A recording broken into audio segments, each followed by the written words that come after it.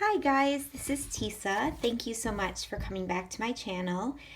Today I'm going to do a, what is this? Traveler's Notebook share for you. Now I have been collecting Traveler's Notebooks, oh gosh, for a year or at least a year and have struggled to use them. I don't know, just trying to find a jump off point as to what would I use it for. I'm a chronological scrapper, so I scrapbook typically 12 by 12. I do some 6 by 12, some double page, some 8.5 by 11, but typically chronological order. So I wasn't sure how I was going to venture into the Traveler's Notebook. And but I wanted to. I saw everyone making them, and I thought I just couldn't jump into it. So what I was inspired by is I went to Heather's Crafty Life retreat, and I was encouraged by a bunch of ladies there who had given me their ideas on what they use their traveler's notebooks for. So I have decided I have two started. This is one of them. This is basically it's things I love. So it's more personal to me rather than about my family or anything else like that. And it's things I would not normally dedicate a 12 by 12 spread to. Probably not something anybody else cares about. I just do it to be crafty, basically. I try to focus on using scraps only for this notebook and just kind of using bits and pieces from my stash. So I don't typically pull from collection. Like if I have an intact collection that I'm still using on 12 by 12 layouts, I do not typically pull from those collections because I want to kind of keep those intact. So what I do with my Traveler's Notebook is I just pull from my stash. So I use items from my scrap bin for paper, or I'll use some 6x6 pattern paper books as well. And then I just pull from just random leftover embellishments from kits or leftover embellishments from collections, or just items that I've bought here and there from Michael's, Hobby Lobby, Tuesday Morning, that sort of thing. So like I said, this one is about things that I love. I'm also starting a faith-based journal as well, which is more, it's probably going to not be photos, but more either quotes or scripture, something along that line, just kind of like an inspiration book. If I just, can look back at it and maybe do a little bit of hidden journaling or and that sort of thing. So I haven't gotten far enough along on that one to share it yet, but I will as soon as I can. So let's get started. I don't know why I left the first page blank, but I'll get back to that page. So this is just a spread that I did for my love of chai tea from Starbucks. And on this one, I used a bunch of washi tape at the bottom here and used this cut file. I believe this was probably a free one from Paper Issues, is my guess. The heart is a stencil that I used some distress ink or some red ink of some sort with the hearts, and then I added a few heart puffy stickers. This banner I made, I'm going to put this up to this. I'm sorry my lighting is not the greatest. It's kind of a bad time of day. But that was a craft. It's a set of different craft colored banners. But I used, what did I use to make those gold? I will get back to you. I can't remember what I used. It was not Heidi Shine. Oh, it was gold acrylic paint.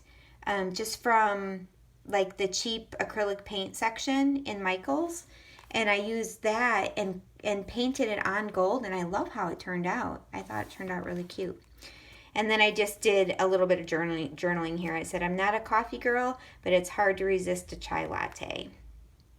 So, in my next page, this was completely inspired by Steak Goddess on YouTube, Sandy, who I met at Heather's Crafty Life Retreat.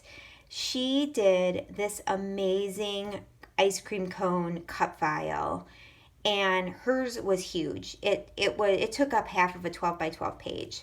But I absolutely loved what she did, and she used the wood grain sequins to fill in the ice cream cone. And Sandy, I love your idea, and I can't wait to try this again with different sequins and cut files. But I just used some paper, like I said, random from my stash, and layered them up, added a couple frames. Those are from Vicki Boutin collection, I believe. And unfortunately, I can't tell you where a lot of this is from because it's just random in my stash. But this is just about a frozen yogurt place that we have in town that I love and go to occasionally. Yeah, so that's about it for that one. This one, I did some stamping, and this is about one of my favorite restaurants back in Illinois, where I'm from. I live in North Carolina now, and this restaurant's called Portillo's, and it's amazing. And we visited Illinois for my mother-in-law's 90th birthday this summer, and we got to visit. So I got to use up some random embellishments. This one I know is from Amy Tan.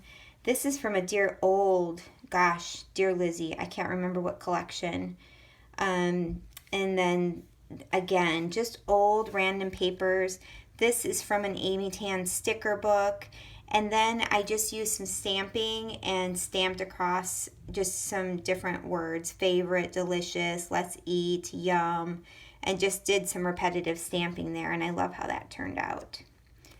This guest check I've had in my stash for so long, and I am so glad that I hadn't used it till now, because this worked out perfectly in this spread.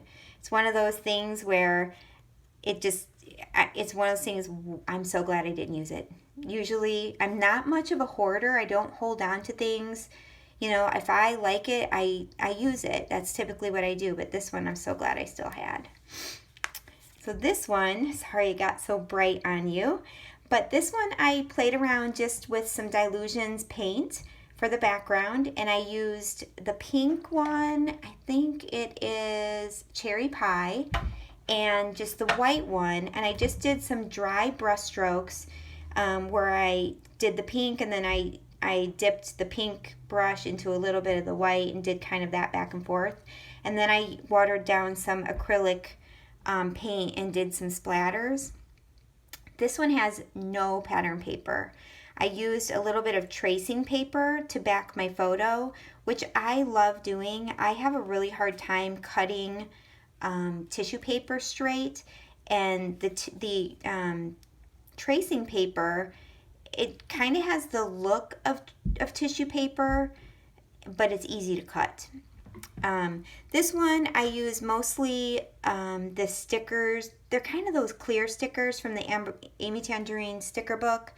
I went ahead and layered those on the tracing paper and then fussy cut them out. And then I used this My Happy was a sticker in an Amy Tangerine sticker book. I think this one, I'm sorry, I don't remember the collection, but it's an older one as well. And then just added place and just did some random rub-ons, and some of those clear white stickers worked perfect on that for good stuff, and some of these white hearts. And then I just used some string. I don't know if you can tell there. Kind of went behind the needle and looped some string around, and then used a stapler to staple that in place. Which means my next layout for the next page, I will have to put use some sort of pattern paper on there. But I'm fine with that. So this is what I have so far. I am having so much fun doing this.